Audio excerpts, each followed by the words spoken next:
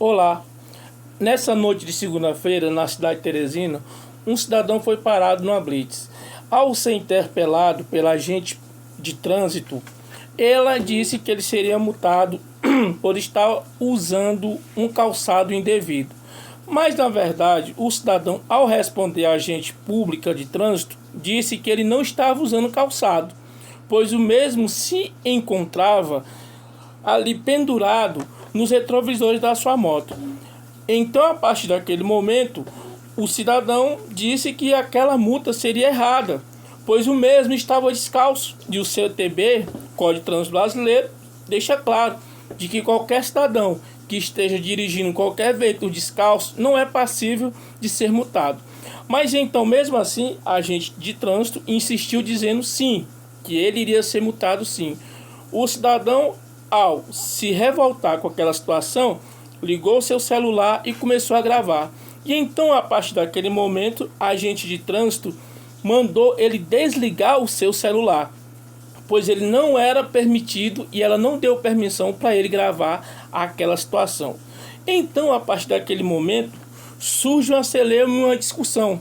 O outro agente público de trânsito da PM pede calma para o cidadão.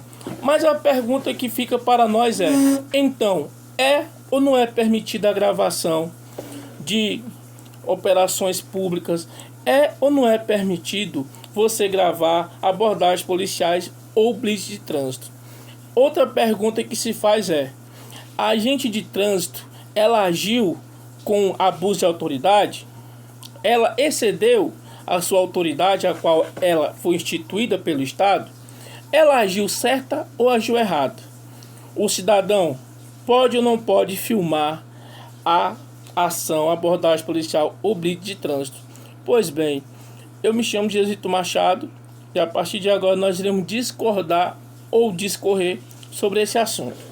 Pois bem, senhoras e senhores, uma coisa que tem chamado muita atenção nos últimos dias na nossa cidade de Teresina é o uso excessivo das blitz nos quatro cantos da cidade. E muitos cidadãos vêm reclamando nas suas redes sociais, nos grupos do WhatsApp, de que infelizmente o cidadão vem sofrendo muitas vezes uma perseguição por parte do Estado, alegando que muitas vezes perde seu transporte por coisas mínimas, alegando que às vezes o seu transporte não é produto de furto ou nem mesmo sequer é passivo de ser rebocado ou levado para o pátio.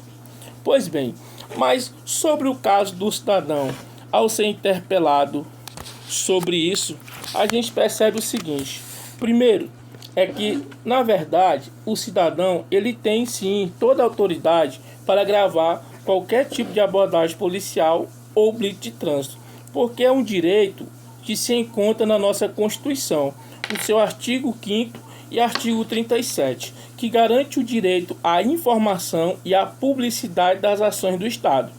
Ou seja, e também o STF e o STJ já decidiu várias vezes em vários julgados sobre o tema.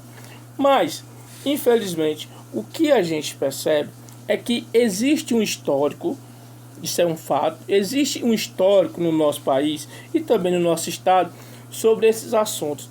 Quando a gente vai estudar a formação histórica do nosso país, a formação histórica do nosso estado, a gente percebe que há muitas vezes esse sentimento de inversão de valores por parte de muitos agentes públicos, pois nós sabemos que o funcionário público, o agente público, ele presta serviço, ele presta concurso para prestar um serviço para o público, e a partir daquele momento muitas vezes existe agentes públicos que se comportam como se eles fossem verdadeiros donos do Estado. E existe um tema específico, um tópico disso, sobre a psicologia. A psicologia discorre sobre isso, que o nome se chama Síndrome do Pequeno Poder. A Síndrome do Pequeno Poder, segundo a psicologia, é uma atitude de autoritarismo por parte de um indivíduo que ao receber um poder por parte do Estado, acaba usando ele de forma abusiva e imperativa, sem se preocupar muitas vezes com as consequências e os problemas periféricos que possa vir a ocasionar. Ou seja, a síndrome do pequeno poder é quando um agente público, às vezes, que tem uma função não tão, entre aspas, importante, ou não tão de tanta influência na sociedade, ele acaba usurpando esse poder. E infelizmente, isso são coisas que acontecem diariamente no nosso país, porque a nossa formação social do nosso país é uma formação de que o nosso país ele tem um histórico de sempre as pessoas que exercem função pública acabar usurpando ou extrapolando do seu poder. Nós temos uma lei específica no nosso país que se chama Lei de Abuso de Autoridade. Ela é a lei número 13.869 de 2019. A Lei de Abuso de Autoridade, ela deixa bem clara, já desde já, quando é que isso, quem é que pratica esse crime, porque o abuso de autoridade é um crime. É um crime em que aqueles que praticam são funcionários públicos ou aqueles que se encontram na função de funcionário público, que é o sujeito ativo. O sujeito passivo é um cidadão comum, pessoa física, ou mesmo empresas com CNPJ, ou seja, ou pessoas jurídicas. Mas, se você for ver e estudar, você vai ver ali que ali já no seu artigo de número, bem ali no artigo 1º, parágrafo 1º, deixa bem claro de que o seguinte, de que o que acontece? Essa lei, ela exige que esteja presente uma finalidade específica de agir para que a conduta criminosa reste configurada. Ou seja, se não, vejamos, o que acontece? Quando é que se configura a lei de abuso de autoridade? Ela se configura em vários momentos, mas num caso aqui em questão, pode ser, como os incisos falam, primeiro, com a finalidade específica de prejudicar outra pessoa, ou por mero capricho ou satisfação pessoal. Infelizmente, a gente vê muito isso, de que no Brasil, muitas vezes o agente público, ele, com o objetivo específico de prejudicar o cidadão, acaba abusando da sua autoridade, ou mesmo por mero capricho pessoal e satisfação pessoal. Eu não gostei desse cara, eu não gostei dessa pessoa e ponto final, eu vou prejudicar ele. Ou seja, isso na verdade, muitas vezes a pessoa não sabe, não tem consciência de que ele está praticando um crime, dentro mesmo da lei que deixa bem claro isso. Mas o que percebe-se é que no nosso país, e claro, do nosso estado, isso não passa batido, né? Infelizmente. Ou seja, mas e as pessoas que praticam tal ato? Como é que fica a situação? Quando um agente público ele acaba exacerbando o seu dever e a sua autoridade.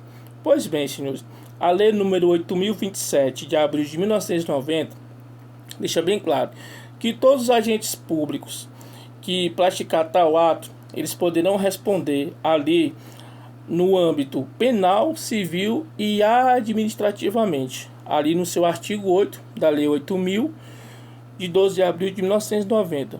Ou seja, o que acontece é que o seguinte, é que todo agente público que em algum momento ele exacerbar, em que ele extrapolar a sua autoridade, ele pode responder sim, no âmbito civil, administrativo e penal. E o cidadão, ele agiu correto, porque ao se insurgir contra algo que ele se sentiu lesado, ele usou aquilo que ele poderia usar, que é o seu dever e o seu poder como tal, para tentar se defender de qualquer ato arbitrário. Então, é isso que fica de lição para todos nós. Desde já, eu agradeço e até a próxima.